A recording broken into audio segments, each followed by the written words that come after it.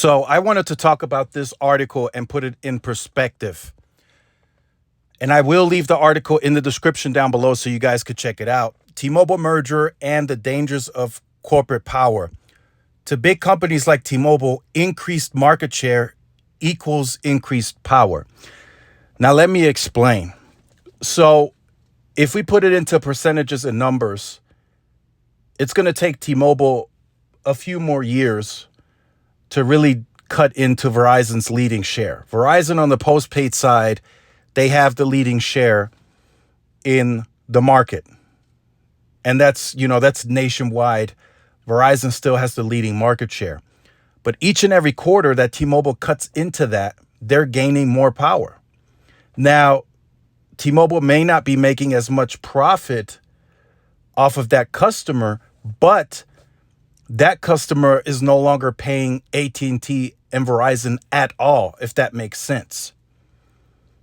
So them taking share should eventually kick in at AT&T and Verizon like, hey, we need to compete. They're taking some serious share. See, that's why Sprint, when they were around, they didn't matter because whatever they did, nobody reacted. Sprint was offering kickbacks and free lines and free this, and it didn't matter because Verizon, AT&T, and quite frankly, T-Mobile never reacted to it. They made no corrections. They didn't say, okay, we need to match Sprint.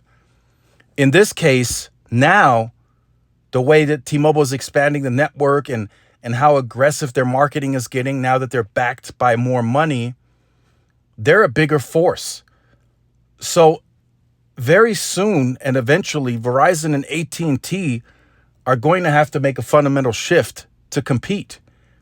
If they stay stuck in their ways, thinking, okay, this is what you're going to pay and you're paying because you're going to get this better service, that's not going to work much longer. And Verizon is still pushing that narrative that, with the whole T-myth that if you go to T-Mobile, you're taking a lesser network. While that may be true for some, but at a large scale, third-party reports are saying T-Mobile is improving. So that means more and more the networks are becoming comparable in a lot of areas, especially at the metro urban level. People that switch to T-Mobile are telling me they have almost a like-for-like experience. Now, if we look at third-party performance metrics, that may not be the case, but on the user end, on their day-to-day experience, it matches what they've had previously and they're paying less. Now, in 2022, going into 2023, it's already July, the coverage, a lot of that is still skeptical and it remains to be seen, but I am being told priority is being pushed towards coverage. They want to be able to have a larger footprint. Does that mean they're going to go toe-to-toe with Verizon and AT&T? Likely not. That's still going to take some time, but publicly, they're going to tell you otherwise. Their marketing scheme works. It really does. So they don't have to be toe-to-toe to be successful. Is it beneficial to them to be toe-to-toe? Sure. Because that means they can pull more customers and moving forward, they're going to be able to keep those customers as well, keep the churn low. Especially in these rural parts as they start growing that, and they're growing that. Trust me.